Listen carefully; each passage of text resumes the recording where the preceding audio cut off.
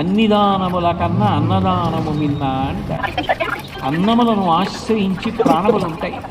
అన్నమే లేక ఒక వ్యక్తి ప్రాణాలు కోల్పోతున్నాడు అనుకోండి, ఆ సమయంలో మీరు పెట్టిన అన్నం ఏదో అది మరునాటి వరకు అతని ప్రాణములు నిలబెడుతుంది.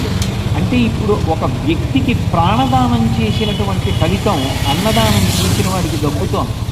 పైగా ఆయన ఆ అన్నం తిని ఒక మంచి పని చేశాడు అనుకోండి, ఇప్పుడు ఆయన మంచి పని చేయడానికి కావలసిన బలం మీరు పెట్టిన అన్నంలోంచి వచ్చింది కాబట్టి మీకు కూడా ఆయన చేసిన మంచి పనిలోంచి ఫలితం వస్తుంది.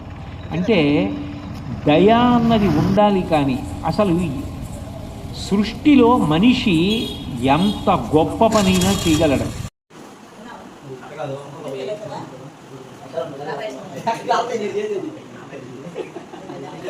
ఆ బ్యాట్ వల్ల కదా పైన కింద కూర్చోవాలి.